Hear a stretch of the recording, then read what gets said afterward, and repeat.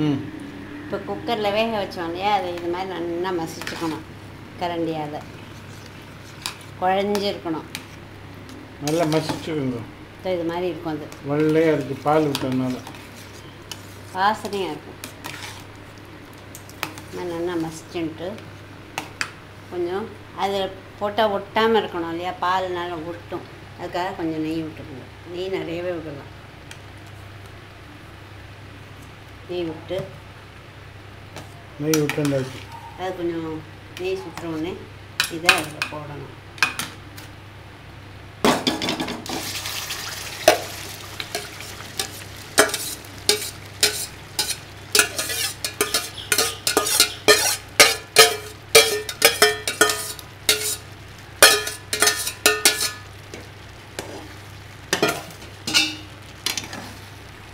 இதை கிளறணும்.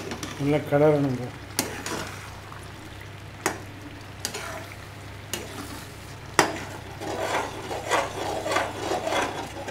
இது இன்னும் கொஞ்சம் கலராக இருக்கணுங்கிறதுனால இன்னும் கொஞ்சம் கெட்டியாக இருக்குல்ல பொங்கல் மாதிரி, அதனால் இன்னும் கொஞ்சம் பால் விடணும். ஓ, அதான் 1 லிட்டர் பால் சொல்லியிருக்கேன்.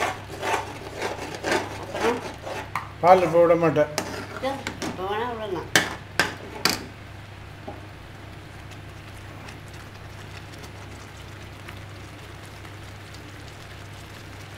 கலராக இருக்கணும், பால் வேண்டாம்.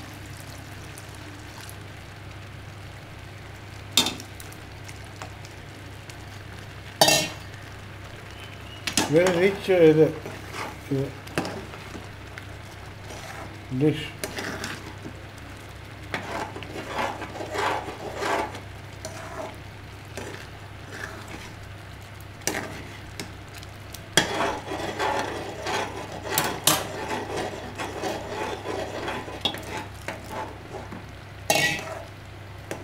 நீ சொன்ன அளவுள்ள பாத்திரம் எல்லா பாலும் உள்ளே ஓடணும். விட்டாச்சு.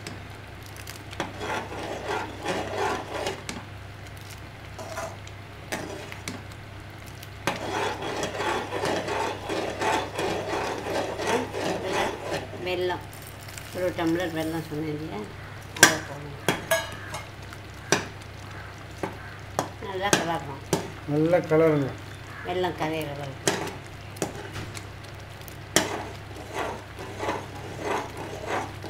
அது என்னங்க? சர்க்கரை. சர்க்கரை. வெல்லம் போட்டு சர்க்கரையும் போடுங்க.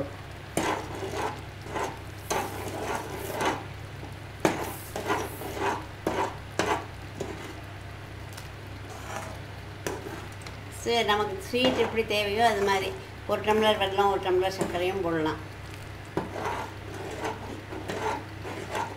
இப்போ நீ என்ன போட்டிருக்க? 3/4 டம்ளர் போட்டிருக்கேன் சர்க்கரை.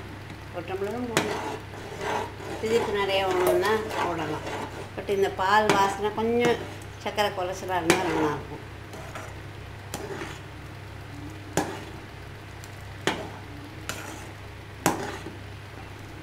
நெய் வேறு ஒன்றுமா?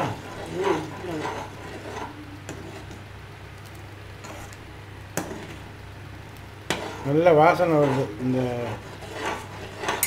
பால் இதாகும்போது காய்ச்சும் போது ஒரு வாசனை வருது இல்லையா, அந்த வாசனை வருது. நெய்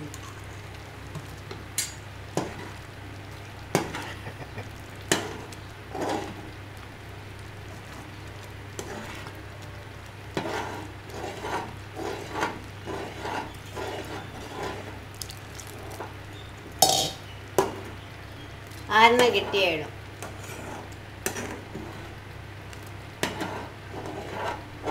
இப்போ இது கொதிக்கணுமா? இப்போ நல்லா கரையணும்னு ஒன்று. நான் நிறைய பால் விட்டுருக்கேன். நெய் பால் இவ்வளோதான். இது நல்லா இன்னும் கொஞ்சம் கொதிக்கணும். கொதிச்சப்புறம் இது குங்குமப்பூ அதை பாலில் கலந்து வச்சுருக்கேன். இது குங்குமப்பூ அப்படியே போட்டால் திப்பி திப்பியாக எனக்கு கொண்டு கலந்து வச்சுருக்கேன். அதையும் விடணும்.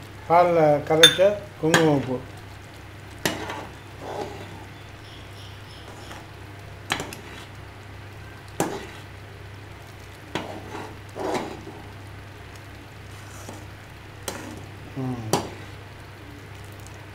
கொதிக்கணும். இது இதில் முந்திரி எல்லாம் போடலாம் இல்லையா? போட வேண்டியது.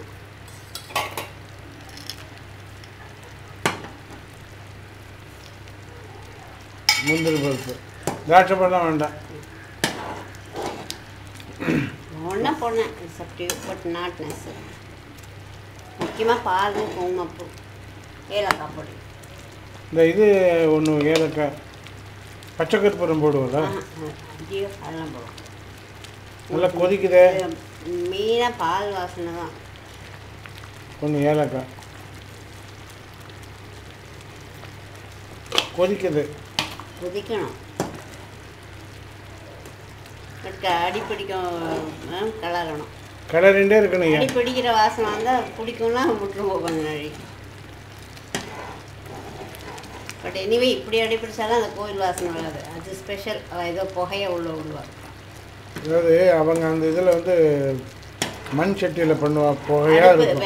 விறகடுப்பில் பண்ணும்போது அந்த புகையை அந்த புகையை அதில் உள்ளே போடுற மாதிரி பண்ணுவாள். சில பேர் இந்த புகை வாசனை உங்கள் இதிலே பிடிக்கும். சில சிப்ஸ் எல்லாம் கூட வச்சுருக்காங்க, பார்பிக்யூ சிப்ஸ்ன்னே இருக்குது. அதை நாங்கள் பார்த்துருக்கோம். நிறைய ஐட்டம்ஸ் நீங்கள் பார்பிக்யூவில் பண்ணும்போது அந்த புகையில் தானே பண்ணுறேன், நெருப்பில். பார்த்தீங்களா, ஜம்முன்னு இருக்குது. ஒன்றும் இல்லை, எங்கள்கிட்ட கரண்ட்டு போச்சு, அவ்வளோதான். கரண்ட்டு இங்கெல்லாம் ஒரு டெய்லி ஒரு 6 மணி நேரம் தான் கரண்ட்டே இருக்குது.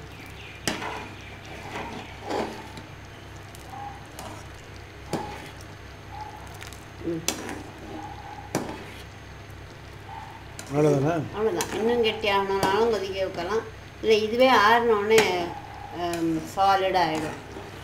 அதனால் இப்போ அணைச்சிடலாம். அவ்வளோதானே? பண்ணி பாருங்க.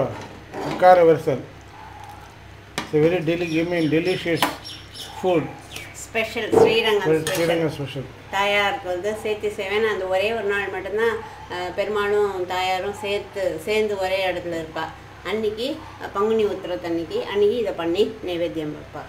இந்த ஸ்பெஷல் டிஷ் நாங்கள் வந்து வி டெடிகேட்டட் டு ஜனனி, எங்களுடைய தீவிர ரசிகை அவங்களுக்கு இந்த ஸ்பெஷல் டிஷ் அவங்களுக்கு டெடிகேட் பண்ணுறோம். பண்ணி பாருங்க. ஆல் தி பெஸ்ட் ஜனனி, உனக்காக தான் சொல்கிறோம். All the best, thank you.